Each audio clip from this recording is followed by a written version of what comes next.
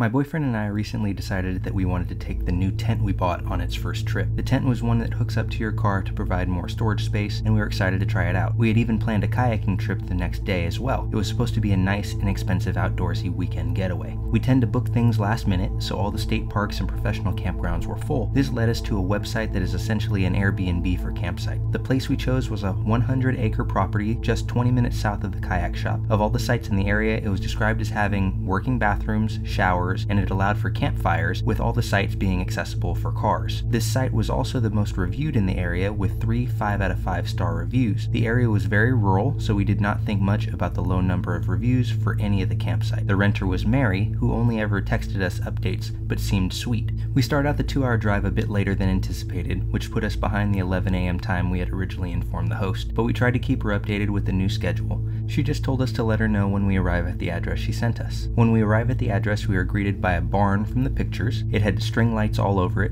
seemed fairly new, and just gave a nice feel to it. We sit in the car for the next minute and struggle with self-service to text the host and let her know we have arrived. 10 minutes after our text sends, a sweaty man who appears to be in his 60s pulls up on an ATV. He lets us know that he is the father-in-law to Mary, and she's busy taking care of a seasonal harvest and sent him instead. He lets us know we can take the car anywhere on the property and offers to show us around on the ATV. My boyfriend, who's visibly uncomfortable, declines the offer and asks a few more questions about the woods and how far into them we are allowed to take the car. Anywhere. There are no designated campsites. We can go anywhere, and the ATV man even offers to pull my car out if it gets stuck. We ask one final question about cell service, and he jokes that if we were from around here, we would understand that reception works better on one side of the barn than on the other. I am from around here and thought it was funny, but once he said that, I realized he didn't have an ounce of an accent for here like he should. Eventually, he leaves and we begin exploring the property on foot. The barn is nice and maintained. It was fully lit in the middle of the day with the string lights decorating the interior too. It's insulated and has a working kitchen. The only warning we got was to not drink the water. It seemed like a place that would host small 50-guest weddings. We walked past a shed out behind the barn to get to the trails that ran through the woods. After going through a hike that my car would have never survived, we decided it might be best to just camp by a small creek, and we chose a spot on the side opposite the barn. We were still within walking distance, but we used my car as a buffer to feel a bit more isolated. We choose our spot and then go into the main town to eat and walk around. We message Mary about the fire policy, and she tells us that they will deliver a fire ring to the barn for us to take to camp. We arrive back at the barn about an hour and a half from nighttime.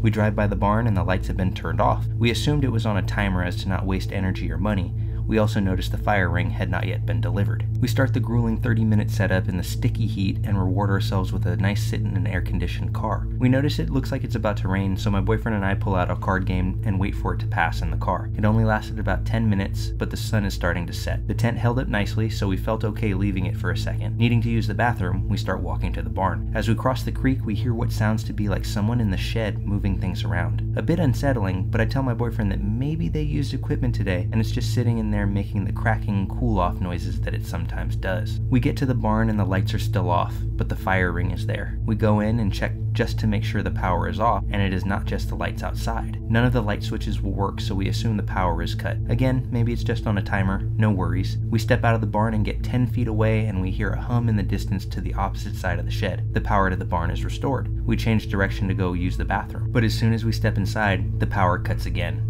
I start to get a weird feeling, and I can tell he has it too. I look to my boyfriend and say, maybe they're just watching us. I immediately follow it up with, no, that's a lot worse. We walk back outside and the lights turn on. My boyfriend says that we need to leave, and I have the same gut-wrenching primal fear. We put the ring back by the barn since we had moved it about 10 feet, and the barn lights start flickering. We briskly walk back to the car. Being from Appalachia, I know better than to run. The 30-minute setup was torn down in about 5 minutes, and we jump in the car and lock it. I managed to get my car going, thanking God that the rain did not get my car stuck. We start toward the driveway, and just as we made it to the road, my boyfriend looks back and sees a man standing by the shed, watching us. As soon as my car pulls off onto the road, we get a text from Mary letting us know that the fire ring is out by the barn. She also informs us that we are welcome to stay in the barn if the rain had messed up our camping experience. We arrive at a nice hotel, willing to splurge for the safety. At this point, it's 10 p.m. A sweet older lady checks us in, desperate for validation and just comfort from anyone. We tell her what we had just experienced at the campsite. She looks shocked and asks if we had seen the news lately, which we both respond that we had not. The lady tells us that couples in the state had been going missing. All of them had gone camping. 3 couples were truly missing, and one was recently found on the side of the freeway, slashed near to death. They are still recovering in the hospital. We couldn't find many articles about where in the state, but the look on the lady's face suggested it was near us.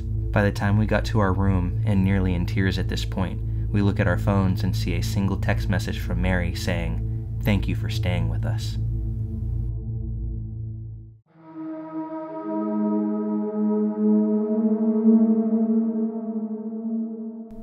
This took place when I was about 16.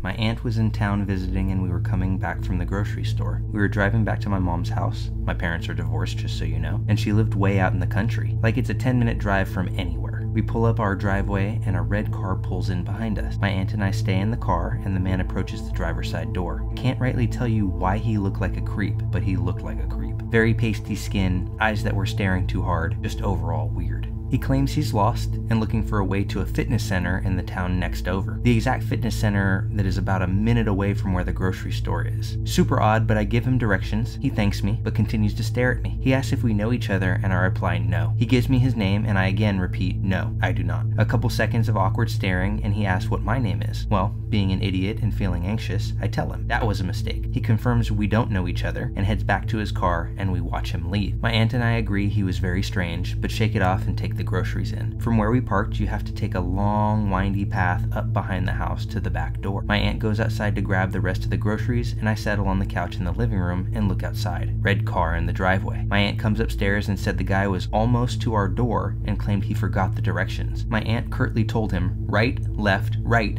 and then told him to leave. The directions were truly that simple when following the main roads. I'm freaked, she's freaked, but we never see him again. A month passes and I'm chilling at my dad's and posted something like, "I'm bored at my dad's house, who wants to chill?" on Facebook. Guys, always set your page to private. Several minutes later, I get a message from the same guy asking if I wanted him to come over. I'm home alone and understandably terrified. I immediately block him and tell my dad, who goes to one of his cop friends to see if they know anything about the guy. Well, this man was kicked out of a local university for stalking and had 2 other counts of stalking on top of that and a restraining order. Another month goes by and I'm in study hall with a friend and he is telling me about this guy who was stalking his older sister. I don't remember the specific details, but it was definitely the story of someone being stalked. The craziest part was this stalker almost drove this girl's brother off the road in an attempt to get him to pull over. Once pulled over, stalker jumped out and was making his way to my friend's vehicle when my friend noped right out of there. I'm sure you guessed it, but the stalker and the creep I ran into were the same person. To add to the creep factor of this all, fast forward 6 months, and apparently he was arrested for attempting to kidnap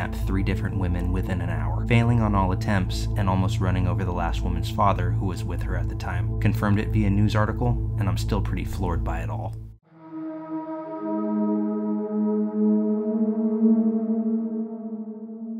I'm a 21-year-old female and I drive from Miami, Florida to Daytona Beach nearly every other week.